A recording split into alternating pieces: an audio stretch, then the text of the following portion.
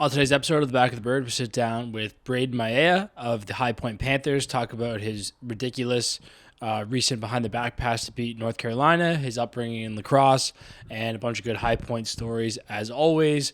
Also chat about some news and notes around the league, some funny stories from Paulie, and yeah, just catch up on what's been going on. Let's get into it. Episode 112 of The Back of the Bird.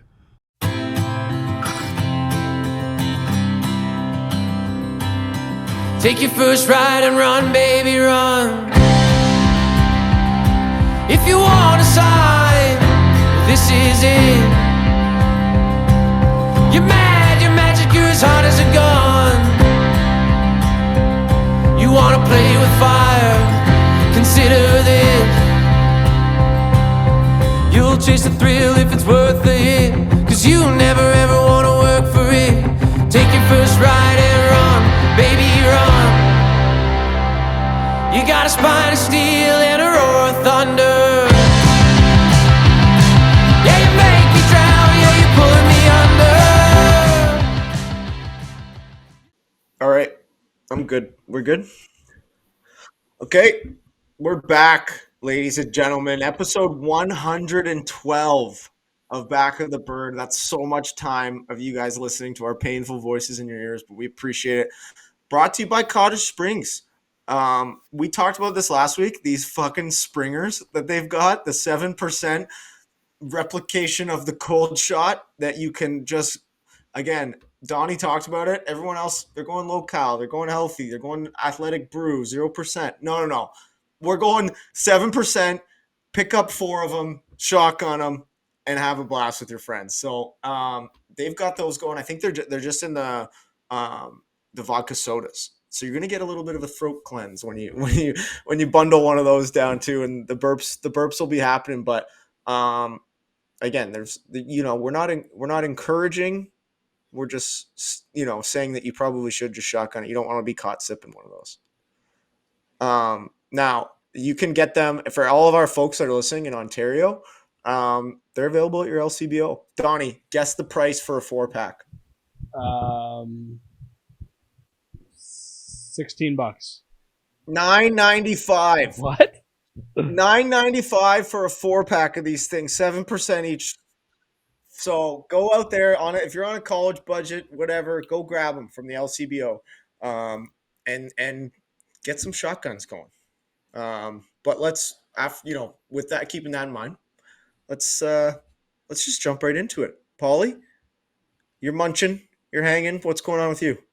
Nothing, man. Just having some dinner, living life. No, nothing really. Nothing really spectacular in my life going on right now. Just being a dad, being busy. No funny gym stories this past week, just nothing. Just trying to stay in my own lane, I like it. Donnie, what's up with you, buddy? Yeah, I'm good. Bye week for us, which is nice. Easter, see some family, hang out with my old man a little bit, and not get on an airplane, which is pretty sweet. Lots of good stuff coming out on Lacrosse Culture Daily this week. Obviously, we haven't chatted about a few episodes, but you can find all of the Back of the Bird episodes on there.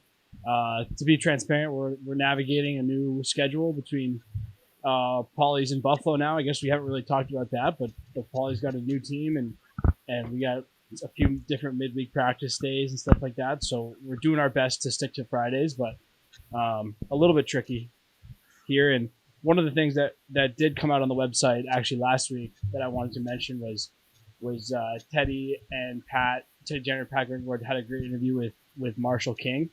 And I know I speak for the three of us. It's just really great to see him back playing again. And I think everyone should go listen to that interview. And well, I guess I only speak for myself, but I'm really really happy to see him back and welcome back to the league.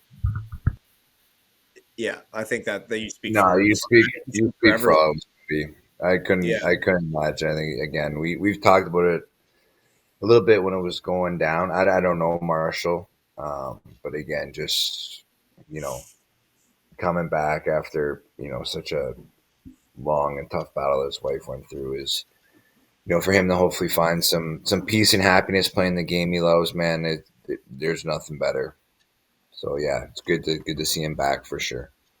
Yeah, no doubt. And I got full body chills when he had that absolute laser beam of a goal in San Diego there too. I think that one probably felt pretty good for him. So um, great for him, man. I know again one of those things that's just like you look on social media and it's lacrosse Twitter and lacrosse social media can be a bit of a divisive place sometimes. And I think seeing everybody, cheer for one thing, and really be happy to see that. I think it's great.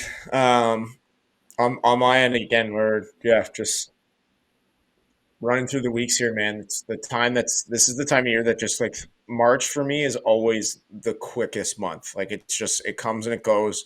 And now those standings are jammed up, man. Every game is so important. And it's gonna be pretty cool down the stretch. I think this is exactly what they wanted with those unified standings, was to make everything matter down the stretch. And I think that's definitely working. Yeah, actually, another good plug for the website. Our guy Evan Schemenauer, who we're lucky he's in house this year for the tiebreakers, but he was going through a bunch of the tiebreak scenarios, and I guess it was maybe 2016. I think Paulie, you were in Roch, and like 5 teams ended 9-7, and it went down to the last night of the season or whatever in the Eastern Conference. I can pull it up, but it seems like we might be heading, for that.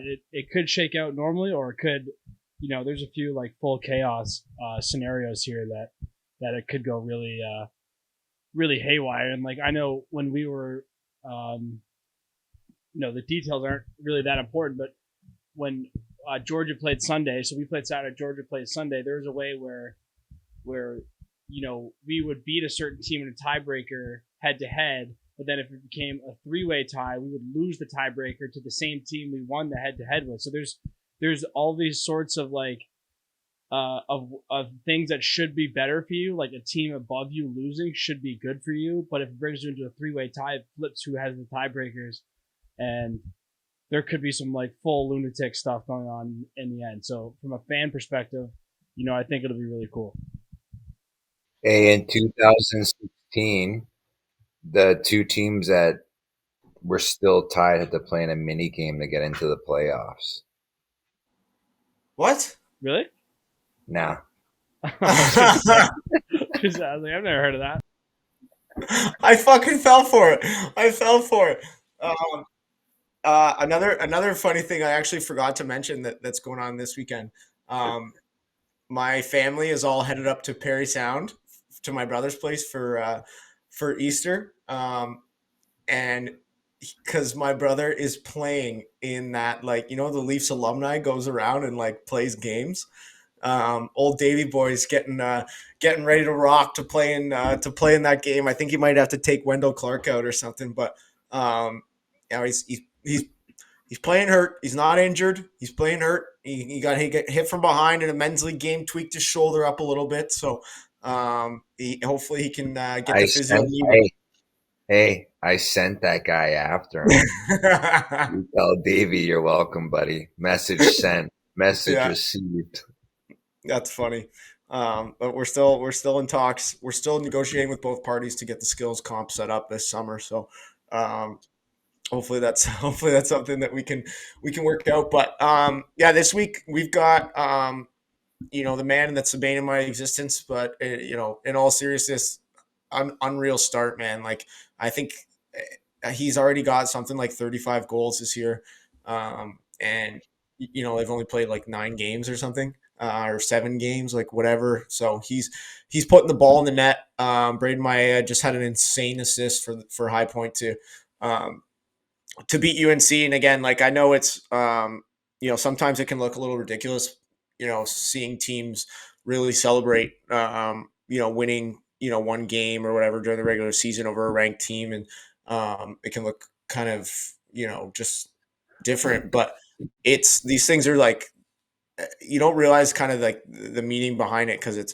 so many years of playing the same team. Coach Bresci, who coaches at UNC, he coached Coach Torpy at Ohio State, and kind of taught him how to become a coach, and like to do that for him was pretty special. They used to beat the wheels off us every year, and it just does so much for the future of recruiting too. Like it just like that gets kids' attention to take the team seriously. So really pumped for those guys. We talked about it in the interview. Pumped that it was on a Saturday afternoon and they're only an hour from campus, so they could get back and really enjoy that one together. But yeah, shout out to our Panthers. Panthers are hot now. They're playing at St. Joe's the Saturday, whatever this comes out that week.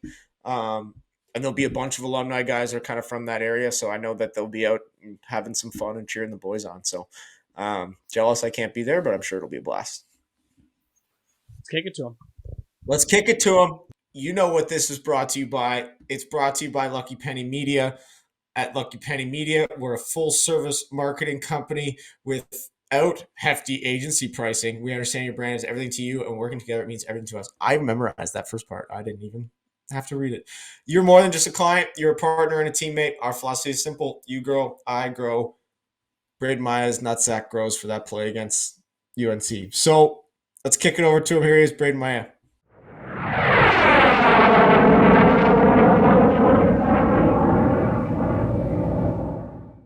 All right, we are pleased to welcome our next guest, hailing from Windsor, Ontario. He spent his minor lacrosse days in the same town Paulie crawled around the streets of in university before playing Junior B for the Clippers, and eventually Junior A with St. Catharines. He currently attends High Point University, where he stands to break the only thing I've got in my name, the goal record, coming in the coming weeks. Welcome back of the Bird, Brayden Mayea. What's going on, buddy? How's it going? Thanks for having me. The women of Toronto are going to be asking Danny why his Hinge profile now says second leading scorer in High Point history. I'm gonna have to. It's just one picture of me and then like a screenshot of the current stats. So I'm gonna have to adjust that. But how was you guys just bust up to Philly, right? How was that day for you? Yeah, we drove. We actually stopped halfway. We're in Fredericksburg, Virginia right now. So we had 4 hours up here and then just kind of hung out at the hotel. And then we're practicing here in the morning and then heading up the rest of the way tomorrow. So kind of breaking up the trip a little bit. That's changed quite a bit since my days. We once had the road trip of death when Bellarmine was in our conference, and driving back after losing in overtime or maybe last second goal or overtime, one of the two, but on their senior day, a bus broke down, 10-hour road trip from Kentucky on a bus that just has no AC. One of the worst things of all time. So I'm glad High Point's climbing the ranks, breaking up road trips, making sure the legs are fresh. So that's a big step. Yeah, for sure. We actually did have one of those road trips earlier in the year up to Cleveland State. It was like a 8-hour bus ride, and then on the way home, it broke down for like 4 hours. Everyone was stuck in a gas station, and then they finally got a new one there, and it took like 10 or 11 hours to get home. It was brutal. But this time, hopefully no buses are breaking down. Fingers crossed, man. Fingers crossed. We'll kind of get into the season and obviously that the most recent big win there towards the end. But typically, kind of how we do things is just kind of start from the beginning, go through, your whole career playing lacrosse. So how did you pick up a stick growing up in Windsor there? Yes, so I actually started playing 4 years old the first time I picked up a stick. My neighbor across the street, he played when he was younger, and he had a son who was my age and a son who was the same age as my older brother. So they started playing lacrosse around the same time and introduced me to the game, and we just got into Windsor minor lacrosse at that time. We were like the paperweight division where you're just running around trying to scoop a ball and all that. So yeah, that's basically the first time I picked up a stick was when I was 4, and then I played through minor lacrosse all growing up. We had it was a B provincial championship. I believe that was when I was a peewee, and then after that we were all A ball, so that was good to climb into that kind of ranking. And then field lacrosse, we dipped into the States, just being right on the border here. playing a little bit with Windsor team and also with an Oneida team, which was kind of like the Zone 7 guys that just wanted to get into field lacrosse. We made a collective team with Wallaceburg, London, Windsor, Sarnia, all those guys. Just it was basically just a bunch of box guys going out on the field and just figuring out how everything worked. But we did that for a couple of years, and then junior B played with the Clippers for 1 year. It was a good season, and then after that went to the Athletic up in St. Catharines. And I was there with them for my final seasons of box. And yeah, I mean, I've been lucky enough to. I've always been blessed with great coaches. I mean, I've had John Rosa, who's played in the NLL for years, and he was my minor coach growing up because he has a son who's younger than me and a son who's older than me. So he would flip between coaching the younger one and the older one. I was always caught right in the middle. So I had him like every year growing up, which was awesome. And then obviously Steve Toll over at St. Catharines. Um, he's the man. I mean, there's nothing bad I can say about that guy. And then obviously Coach Torpy here at. I want to. Who was your neighbor? Who was your neighbor across the street? His name was Rob Thorpe. He's I don't think he's around the game much anymore, but yeah.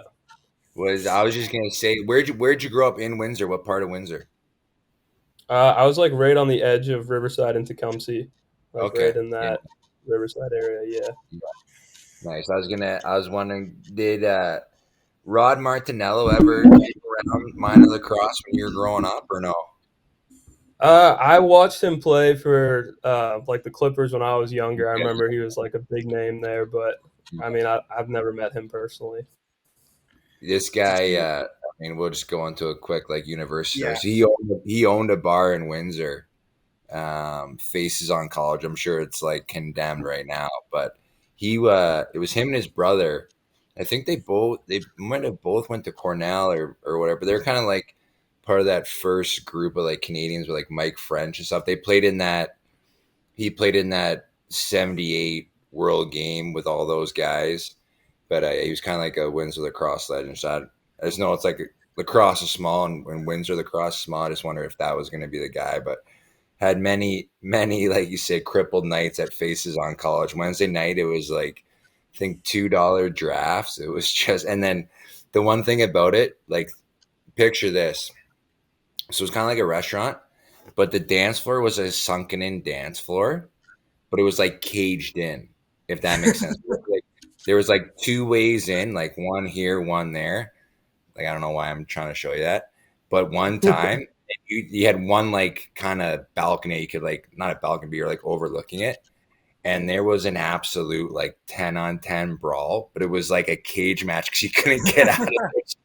And it's like the dance floor was so greasy too. So guys are throwing bombs, slipping on like stale beer. It was incredible. It was one of the greatest scenes I've ever seen in my life. Anyways, that's straight out of WWE. That's incredible. It looked like, you know what it looked like? A scene from Roadhouse. Like the bar was kind of like a Roadhouse, like old wooden floors. Like it was a good place to go. Anyway, shout out to Ronnie. That's awesome. So when you, I mean, you mentioned like growing up, you guys won like the B championship, and then you're competing in A. Is there guys from that you played with in Windsor on those minor teams that are still playing now, or moved on to play like junior A somewhere too? Yeah, there's a couple guys that play on the St. Bonaventure team. Both the Rosa boys, Jake and Josh Rosa, they're playing there. And then trying to think who else was on that team. There's a couple other ones that are playing like Hawks still, not in the NLL, but in the other leagues they got up there. Yeah. So I mean, when you're stepping into play? I mean, I found this. I still say this. Like I thought Junior B, in a certain way, probably just like the way that I played the game, was harder than Junior A, because it was like you're just getting murdered by guys. You're playing. I mean, back then it was a 4x4. You got like just massive goalies in there. I'm sure that. I mean, obviously that's changed now. But did you notice a big change in like in the level of play when you moved from minor to that first year Junior B? Yeah, obviously a lot more aggressive. I remember just growing up going to all the games too. There's like full on, they clear the bench and just full on line brawls, and I'm like, shit, I'm not really ready for to get in one of those. But yeah, once I did start playing, it was a lot of fun, obviously. Did you go to? I mean, what year are you born? 01. I guess you would have been really young, but did you ever go to like? That's fucking nuts. Did you go to like Spitfires games growing up? Oh yeah, all the time. Go We ahead. actually had we billeted two of the Spitfires, and one of them he was like the fighter on the team, Ty Bilkey. So yeah, we got season tickets to those. We go to every game. Those are awesome. Were you around for the old barn or only the new barn? Uh, when we had our tickets, it was the new barn, but I've been to a handful of games in the old one. Yeah, that place That is place that is place is greasy awesome. now. Yeah. I don't know. I don't even know what Paulie. When would you have like aged out of junior? Like when would my brother been playing for the Spitfires? Yeah, like we're Like the same age, right? yeah, So when would that have been? Like 05? no, that was when we were just about to age out. So that 2001 to 2005. Yeah, when we were Oh, both okay. like junior. Yeah. Yeah. So my is still picking up learning how to walk shit in diapers when my my brother's playing, so that might not have Yeah, were you that might not have. appreciating the? And then you just did the 1 year of junior B and then you went right up to A. Did they draft you or how did that work? Yeah, so I was drafted by Six Nations, and I only played in one game with them the year that I was drafted. And then there was like a couple weeks later, or it might have been the year after. I don't know. It's kind of all gelling together. But I was traded to St. Catharines, and then that's when I started playing for them. But yeah, I only played one full season of Junior B. And then Who was, you who went. was Go ahead, running? Paulie. Who was running Six Nations at that point? Like it was Patty Murray. Um, what's Do you that? remember Sorry. who was coaching Six Nations when you played? Do you remember? I know that Jake Henhock was the guy that like I mainly. He was the GM. Yeah, he Yeah. was trying. So we had I coached there for 1 year, like way back in the day, 2015. When were you born? Did you say? 2001. Okay, so you were 14 years old. But we had. Do you know like the Leclerc brothers? Obviously, like they'd be kind of known Oh around. yeah, So like yeah. he came out to a tryout. Kellen Leclerc plays for San Diego now. His brother Liam plays for Calgary. But man, this guy like he came out to trials. He's a monster. But he had like the worst bucket on, and then we just kept calling him Windsor. But I was like, man, we got to sign this guy. Like, I'm telling you, he's from my alma mater. And then honestly, we signed him, and he like became a legend. So I just wonder if Jake was trying to get back into the Windsor pipeline, trying to pick you up. Probably a little more skill than Kellen, but Yeah, I think we're a little different players. He's probably got like 80 pounds on me, 50 pounds on yeah, me. he was a beast back then. He's lost some weight, but he was a monster. It's when he was playing for the U, playing football as well. So he was a monster. Yeah. Yeah. What is the U? University of Windsor, obviously. I'm like, did he play for Miami? Hey, Brandon, like these guys don't know. Jesus, come on now. Commuting back for midweek practices From Miami. I'm like, dude, that must have been tiring. Holy shit. So I mean, and then what did you play? Because you didn't play your last year of junior, right? Yeah, no, So- yeah. So you played 3 years in St. Catharines. How are your guys' teams going through there? They were good. My first year I was there, I was still in grade 12 of high school. So what I was doing is I would go to class on like Monday, maybe Tuesday, and my mom would drive me up 4 hour drive on like Tuesday afternoon, and I would stay there for like the rest of the week because our home games are on Wednesday, and then we play like an away game Saturday or Sunday or whenever, and she would drive up, pick me up, drive me back home, and I'd go to school like for the Monday, Tuesday again. I was literally going to class like once a week. It was brutal just because I was going back and forth so much to St. That's Catherine's. wild. But I didn't even yeah. think of that. That must have been tough to actually like keep up with classes. That's no joke. Yeah, I mean, I told all my teachers, and the majority, like, they all understood. So, like, they were pretty cool about it. But no, I mean, I loved that first year playing there. Like, just being up there. I billeted with Steve Toll's parents. So, shout out to them. Stayed at their house. They would cook me all my meals, did my laundry. It was actually insane. That's pretty cool. And yeah, the team was great. We had a bunch of like unreal guys. We had Latrell, Liam LeClaire, or Sam LeClaire. Sorry, I'm getting my LeClaire's mixed up. But we had McNabb too. We got Demude, Whitty. There's a whole bunch of guys that were on the team. It was unreal. And then my second year was actually the COVID year. That was where they did the bubble at the track. So that was kind of interesting because we just would go up. It was like a 2-weekend thing, and you play 4 games in each weekend, and then depending on how you did, that's if you played in the semis and finals on the last weekend. But we ended up winning that year. We got the Iroquois Trophy, and then unfortunately there was no Minto that year due to COVID, so we didn't get to play in that, which kind of blew. But yeah, it was 2 great seasons with St. Catherine's. Did you do the celebration at Whitty's like winery there or whatever? The guys No, we didn't get to do that, unfortunately. We just went back to the Jack because that was the last year they had that, and we just kind of burned that place down. It was actually the last night they had that. Just finished it off. Might have been, honestly. That's hilarious. So then your last year. So this is so interesting to me. Like, did you already know like you weren't going to go back and play, and then Oakville traded for you without like asking that question? Yeah, pretty much. I mean, I told the coaches that I was planning on just working that summer and making money for when I had to come back to school, and then that's when I got the phone call, and I was like, oh shit, this puts me in an awkward situation here.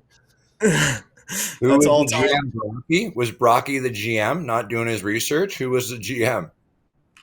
I don't even remember who it was. Was it Burton? I just remember. I don't even know. I just remember he called me, and I just like felt so bad. I just kept telling him like I got to stay home and like work. I can't come and play. Like I just felt terrible.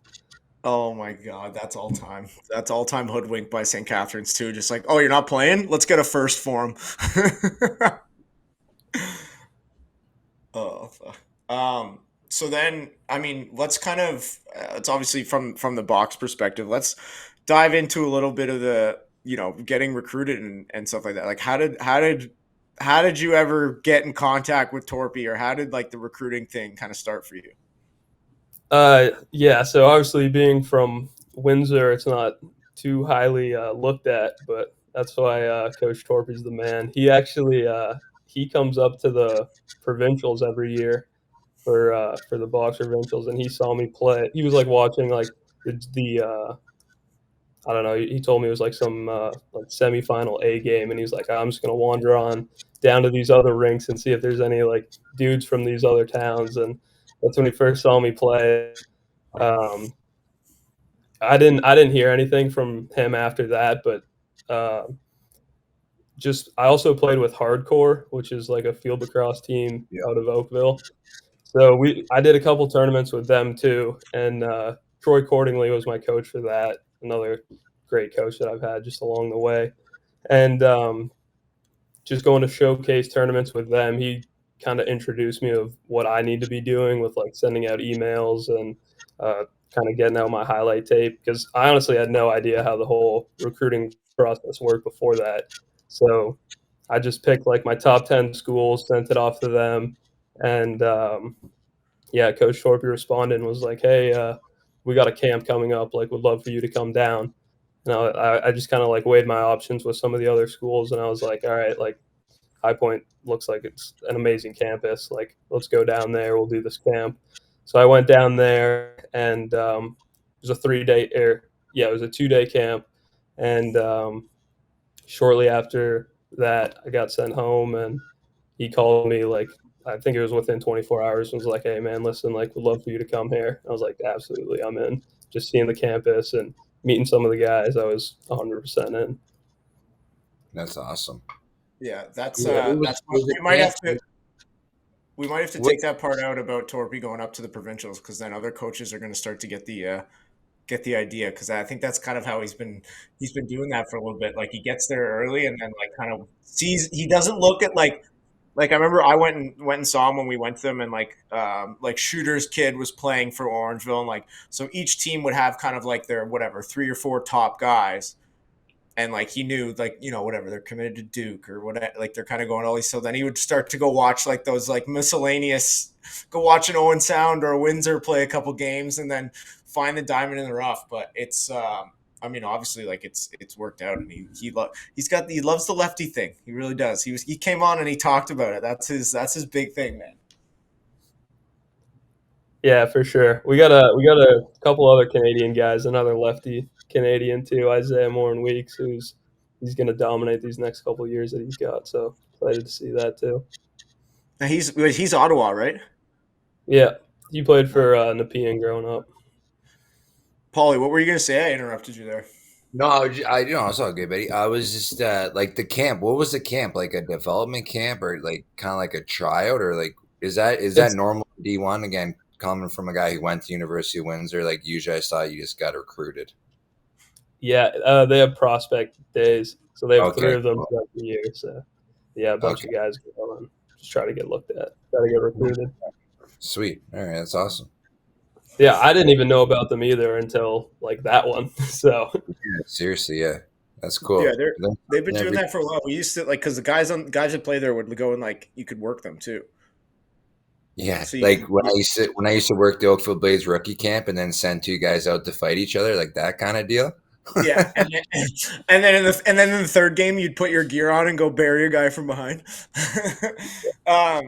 What were your, like? I mean, obviously you kind of had a different approach to the visit sort of thing, and like seeing the campus and stuff, and meeting Torp, and you probably got a better picture, like, because you're gonna go meet Torp as the guy, right? And I've always kind of said this, like, he'll be your best friend and your father figure when you're off the field, and then you get on the field and like that, that doesn't completely disappear, but it goes to like that, I'm going to hold you to a higher standard, like coaching. What was your like first perspective, first thought of this guy when you go out and he's coaching you through a clinic, fucking screaming and spitting on guys by accident when he's running a practice? I mean, I kind of loved it, honestly. Like, he's real. Like, he's not going to hold any bullshit back. He's not going to tell you something that's, going to make you hope and hope and hope. He's going to tell you straight up how it is. And, when he's on the field, it's just like a cutthroat mentality. And I mean, I kind of love that from coaches. Just brings out the best in the players. So yeah, I kind of love that from the first second I saw it at the camp. Dude, so Lomi had this in the notes. I've been lucky enough to play with him as well. But what's your first impression? Obviously, as a Canadian skill set of getting down there and seeing Asher and realizing like how good he is, how big he is, how goofy he is. What was that process like?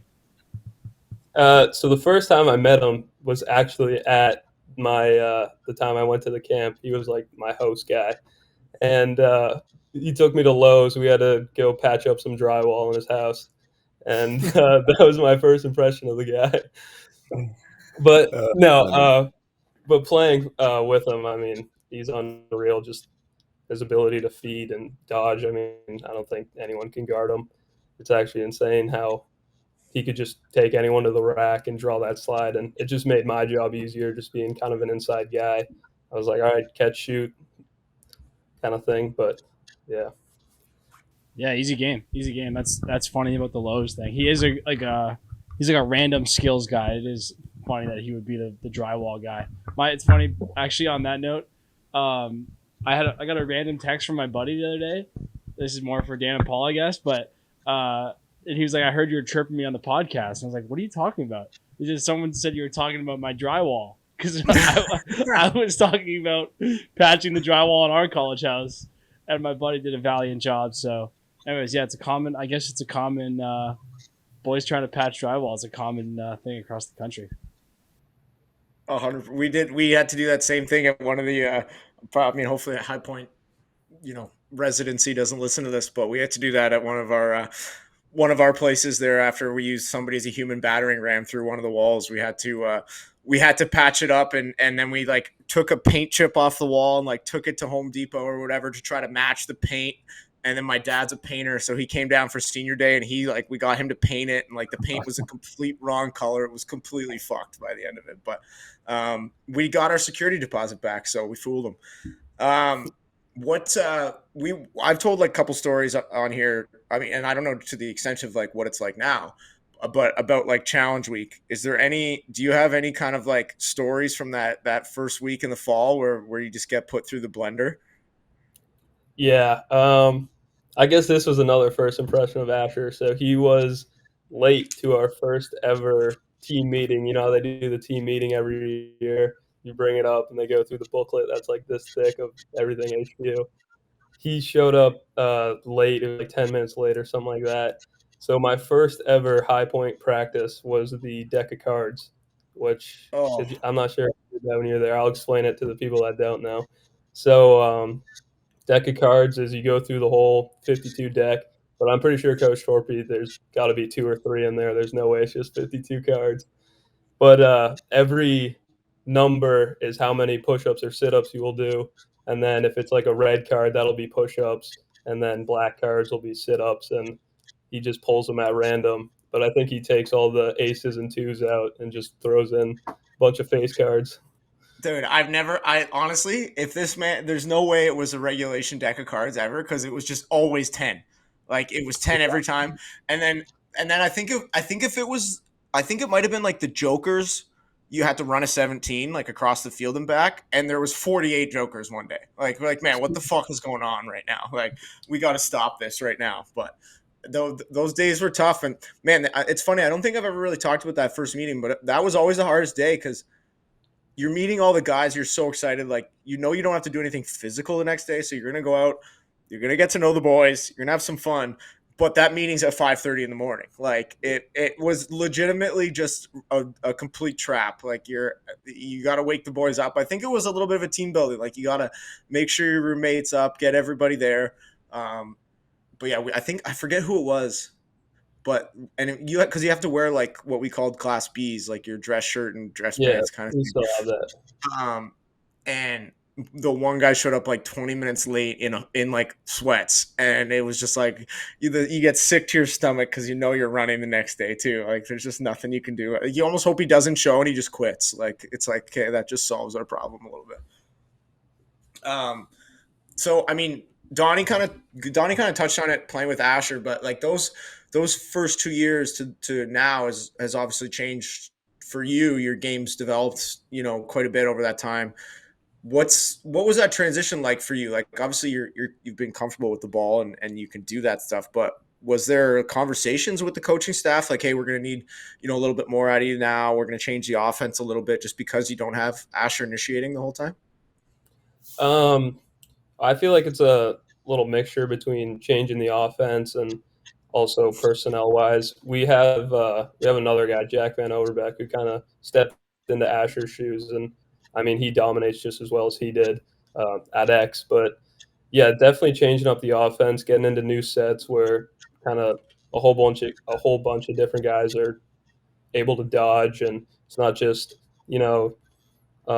having one guy go here and stay on the inside the whole time. It's kind of explained as like marbles on the board where it's kind of free flow and everybody's kind of moving all over the field. It's not so much just like a set play that we have. It's more like giving guys ability to dodge and kind of use their game in games more. Yeah.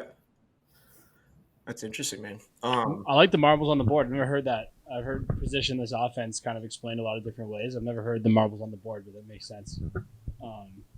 That gets Donnie sparked. New sayings or new facts or anything about the game. That's a full boner territory for Donnie. Yeah, that's actually true. I thought I saw your. Sorry, boys. Give me a minute. I'm gonna be gone. Yeah, I was gonna say. I saw your laptop lift up a little bit and your arms weren't down there, so I didn't know what Saw was going a new browser got opened. on. Maybe do you guys still do the tennis court box?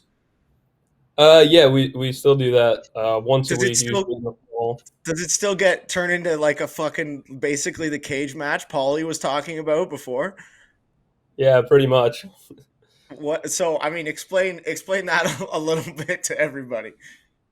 Yeah, so once a week in the fall, we'll just go our lift shoes on, and with no arm pads or anything, just what you wear in field, and we'll head up to the tennis courts with the 4x4 box nets that we have, and you go up there, and they're teaching the guys on the team the pick and roll and kind of more like box style plays, stuff like that, the 3-man game, and yeah, so the Americans on my team don't fully understand the rules that you can't just cross check people in the face and in the back and stuff like that, but they take full advantage to do that when we get to the box. So then it Dude, turns into that match. it's Paulie. You would love this because it's just right up your alley. But my freshman year, Mike Messenger went to High Point, and Okay. we were doing this tennis court box, and the rule was you can get into like a scuffle, but as soon as the whistle blows, you have to stop. And I mean, you're not stopping that guy. So him and this other American comes and legit, like Brayden was explaining, like buries mesh from behind, full cross check, like not even close to a pick, like running start across the floor, just buries him. He turns around, sheds his mitts, and then grabs, and because you're wearing the field helmets too, right? Like grabs his helmet, rips it off. He's holding him. He's got his arm wound up. Legit, I think it took in my mind, and it could obviously it's probably exaggerated. I think it took 8 guys. 47 guys. Every single guy's like holding his arm, like they're slowly being carried with his arm as he's swinging it at them, and like afterwards, like whenever it all breaks up, and you just hear Torpy in the back just going like like doing his little laugh about the whole thing. It was legit mayhem. But the worst part that it would happen legit every time was like because you're playing on a tennis court. It's like the rough. It's obviously like rough concrete. Like it's not completely flat. So every time I'd play, my fucking top string and my stick, like the sidewall at the top would just be ripped in half because you'd go every time you pick up a ball on that, it just shreds it. So you'd have to get a new stick every time. I eventually figured it out, but I started just like duct taping my whole stick at the top so it wouldn't happen. But they were stressful days. You feel bad for the goalies too, man. Like because they're wearing their field gear, playing field style in a 4x4 with a guy standing 2 feet away, throwing a tennis ball as hard as they can at them. Like it was completely nuts, but they were always good little battles. Hey, Danny, did you ever just try catching the ball so you have to pick it up? Well, Paul, I know you've never done a structured field practice, but you'd have to do loose ball drills. Buddy, But yeah, I did try. It's hard with it's hard with tennis balls. Let me tell you, that was a battle. That's awesome. Oh, so you guys wouldn't play with a crossball? It'd be tennis balls? Yeah, so you got to have soft hands. Yeah, okay, but that at least makes the goalie's life a little bit less. I was gonna say I've seen some like pretty gutless like field box, yeah, like some like field box crossovers where we had like these old hockey pants. I swear that would give our goalies, and it was just like the illusion of protection. It was like this is not good. Do you guys still do the pressure cooker drill? Oh yeah, Explain that all-time drill. You got to explain this one to the boys. yeah. So pressure cooker is you're around the soccer circle right at midfield, and you got the O guys all in one color on one side, the D guys all in one color on the other side, and it's basically coach just rolls out a GB and 3 guys go, and you try to make it out of that thing alive. He's added now where you got to make 2 hockey taps, so you can't just pick it up and run out of the circle. You got to like hockey it a couple times, and then I like when he says you got to run out the other side of the circle. So when you run out, you're just taking blows to the head and neck and everything. But it reminds me of boxing in a way. So Yeah, it does, and it's fun. Like it's it's addicting little thing. But again, another thing I think he put in simply for his own entertainment at one point, just to see fights, because it was like I think the idea came to him like, okay, wait, how can we make this better? Basically, we're turning this into Red Rover. You got to run through their side, and if the ball comes out, you don't get a point. So guys are like clotheslining guys as they're trying to run through the other side. But has he implemented the push up rule if you don't win? Have Uh, you guys? I don't know the push. I know So 17s. so yeah, there's 17s, but the push up rule was if you didn't win the actual ground ball, you had to do 25 push ups. So by the end of it, there's only like 4 guys doing the drill because everyone else, like, it's taking guys so long to do push ups. So guys just like started intentionally losing so that they could just do push ups and stop having to do the drill. It was completely nuts, 25 push-ups is a lot, dude. And you lose that 3 times in a row. Yeah, I was Like, gonna say that's a lot. you're cooked. But let's kind of get into this year a little bit. Like, you're obviously, you've had some great success out of the gate. I think it's been a little bit up and down for the team, but how have you felt the guys have kind of progressed through the first bit of the season here? Yeah, obviously the first couple weeks we played a gauntlet. It was like we played like I think it was 4 or 5 games in the span of like 10 days. So um, I mean it's always nice because Coach Horby he tries to get the best of the best. Like we played Duke, Syracuse, Georgetown, all within like that 10-day span. So it's kind of good just to get kind of see how we do against the top of like the best teams right at the start of the season, and then leading into the next kind of games that we have is kind of getting ready for conference play. So that was like Jacksonville and UNC. Obviously, we just had a big win there, and the guys are kind of on the upward trend right now, getting locked in for conference, which is what we start this weekend. And is this the first year of the A10 for you guys? No, it was last year was the first year of it, so second year. Nice. So you're getting a little rivalry going. Who's their most hated team right now in the A10? You think? Well, I mean, it's always been Richmond because they were in the SoCon too, so Yeah. there's been a rivalry with them. So I mean, let's dive into last week, man. I mean, the game kind of. I was just checking the score. I wasn't watching it, but rolling into kind of the towards the end of the game, like, you guys are down and you score 7 straight. Like, what's the feeling like? I mean, I know how excited that Torpy makes that bench get. Like, how juiced are the boys as you start stacking like 3, 4, and 5, 6 goals in a row? Oh yeah, I mean, it was awesome. Obviously, full team effort win there. I think we had like 8 or 9 different goal scorers, which was awesome. Guys coming off the bench. We had a freshman actually score 2 of them, and I remember when he got the game tying goal, I like run over to go celebrate, and he's sprinting over to the bench to like celebrate with all the guys on the bench. The whole team's like running on the field. It was pretty awesome. And then, yeah, I mean, you gotta walk us through just the most blasphemous assist I think I've seen in a long time. Have you seen the South Park gif of the guy pushing the wheelbarrow with his own nuts in it? And but I don't know which character it is, but he's pushing a wheelbarrow and it's carrying his own giant balls, and that's like the first thing I thought about when I'm watching this thing. So I mean, we're not going to reveal the play. I know that play well. That's a fantastic play. We love the pick down sweep across. But like, are you thinking in your mind the whole time like, I'm throwing this in? Because obviously you're coming off that, and I think typically the first option is like come and try to get your own shot out of it. But the whole time leading up to it, are you thinking pass or what's just reading the situation? Yeah, I mean, I was thinking on just kind of reading the situation out of that, but my teammate Jack Sawyer, like as soon as we get out of the huddle, that Coach Kennedy drew the play up, we're walking on the field, and he just looks at me and he gave me that look. He just goes Mayo, and like gives me the head nod, and I'm like, all right, I guess I got to get this guy the ball somehow. So I remember just coming across, and he just started sneaking like through the middle, and I was like, all right, well, I can't throw it forehand because it could get picked. So I was like, let's just try this out, and then just got it in the vicinity of him, and then he was able to make that play happen really with that unreal backhand twisting. I don't even know what you call that. Yeah, just the nutsack play, I think is what we'll call it. But and then I mean, like you guys scored with what, like 20 seconds left, kind of thing. Yeah.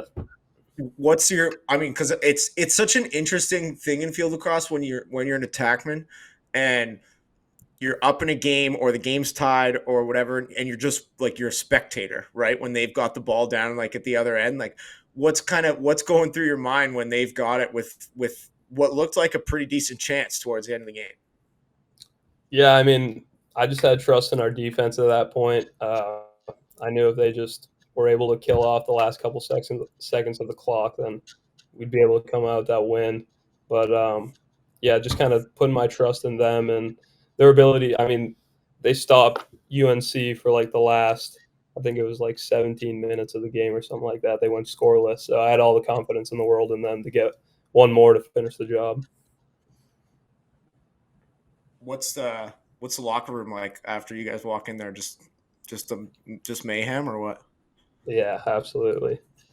I mean, I was like one of the last guys in just because just kind of wanted to soak up the moment on the field a little bit. But I remember guys were spraying water everywhere, and Coach Logan's in there pushing guys over, and Coach Cook and stuff. It was pretty awesome. That's, I mean, for the first time, because I think every other time, at least like when I was there, and then like kind of, quickly after, I think there was a time we beat Duke, it was always fucking midweek, or it was always on a Friday when we played on a Saturday or a Sunday or something. So there was never really time to soak it up. So that's proper fun that you guys got to drive back to campus pretty quickly there and enjoy it. That's awesome, man. Dude, random question here about High Point. How do you like wearing those mesh jerseys? Yeah, I mean, I like them. I've never even like seen jerseys like that before. Like coming down here, it's always been the long sleeve or the tight, but I think they're pretty sweet.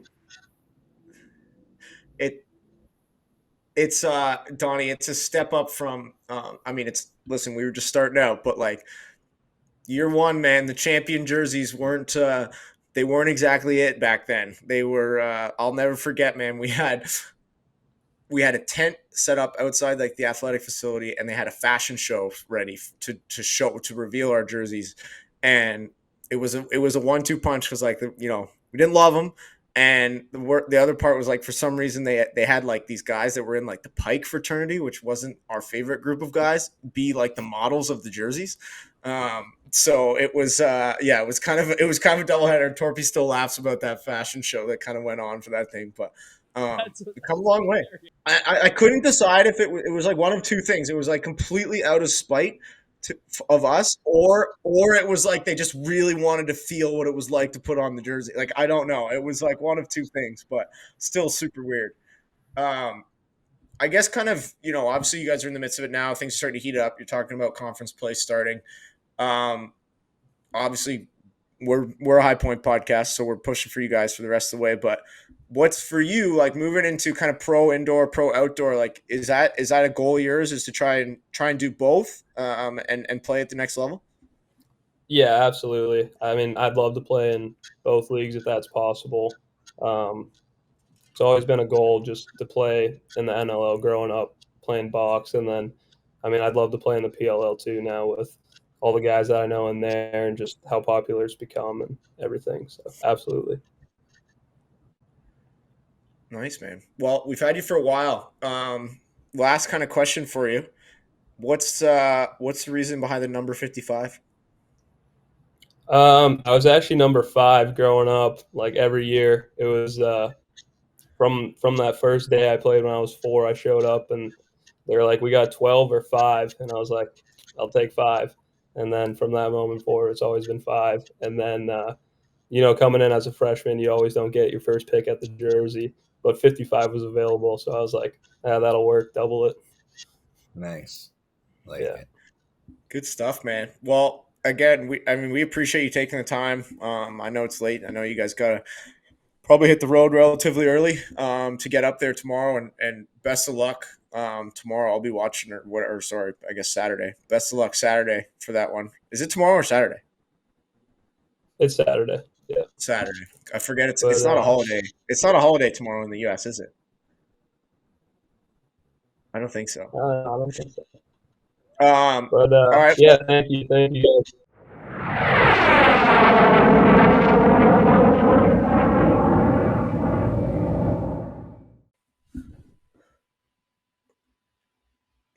What a chat with Brayden. I think my favorite part of that was Paulie calling him Brendan. You call him. You're talking about Windsor, and you're like Brendan gets it. Ooh, it's a tough one. Yikes. I didn't. Oh, so to be fair, I came home today, and Dory had a coworker over with her husband, and they have a little guy same age as Mac. The little guy's been over a couple of times, and then he introduced himself, and his name's Cliff. Like no word.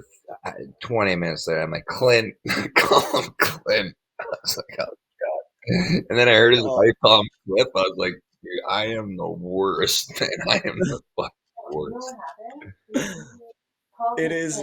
That can be hard, but it's not the easiest thing. I've got to I taught myself now that whenever I meet someone new and I shake their hand, I say their name again, nice to meet you, whatever, Clint. Yeah, I've tried all that stuff, man. I tried remember this guy's name, and then I think me saying remember this guy's name tells my brain nah, just forget it. It's incredible. So no, my wife Dory just corrected me. She heard me say that and was super embarrassed. So she told Max, she's like, here, pass this to Cliff. And I guess that's when I heard it. I was like, oops, it's called this guy Clint. That's amazing that she knew that she had to do that so that you didn't say it again.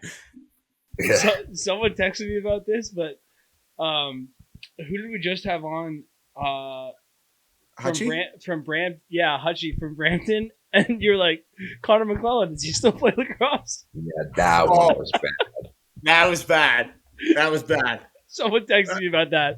Just saying that was hilarious. Oh fuck, that was. Do you guys play them, Lomi? Yeah, we already played them game 2. Not that.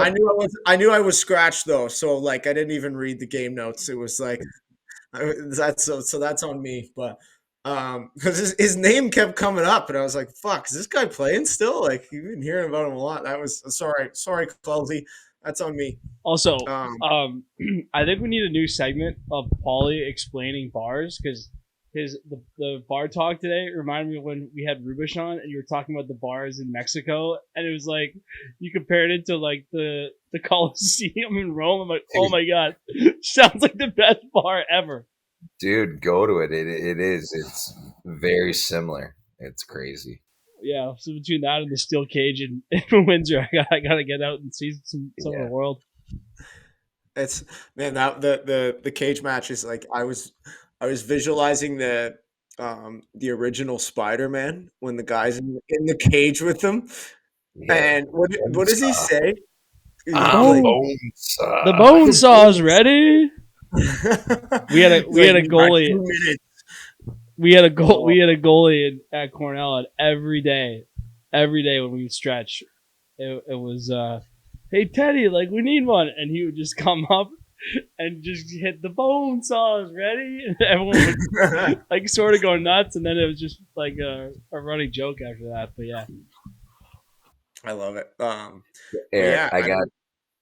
I got one more story to hopefully end this off. So I was chit chatting with my brother, and obviously he's just a prankster. We've known when we talked to him, but listen to this prank, and I can't go too far into it because it's about my old man. So, anyways, my dad would have been 65, 63, and we all know my dad used to like the white rum and cokes, big rum and diet guy. So the one day my brother is going over to his house, and he used to have a pool. So they're gonna have a little backyard mid-afternoon Saturday fun day, whatever, pool party at my dad's, and they think it's a good idea. So what they do, my dad would always measure his drinks. He'd put 2 shots in his drinks, and he'd have 4 of them. That was him keeping count of his drinks or whatever. So my brother and his buddies, They take his Diet Coke, they dump half of it out, pour straight rum in it. So now he's mixing like his shot of rum, but pouring Coke into it. That's just like half and half. So I'm telling this story, but then it goes like completely backfires on because then my dad, when he like would get crippled, he wouldn't be like, he would just be out of control, like yelling, screaming, like. So now they're like in the backyard, like 3 o'clock in the afternoon. My dad just like, come on, baby, like just screaming. And then my brother says my sister comes over, loses her marble. She's like, what did you guys do? My brother's like, honestly, it completely backfired. And it was like one of the we had to deal with him after. That's yeah. so funny. Yeah, he's just screaming at like neighbors that come over and party. And it's like in the afternoon, and like again, it was, you got to know like the neighborhood too. The fences aren't very high, so you can like hear everything. And my dad was just screaming like at my brother's friends, telling them, like, go here, go there, party, like let's invite girls over, like just going just off the deep end.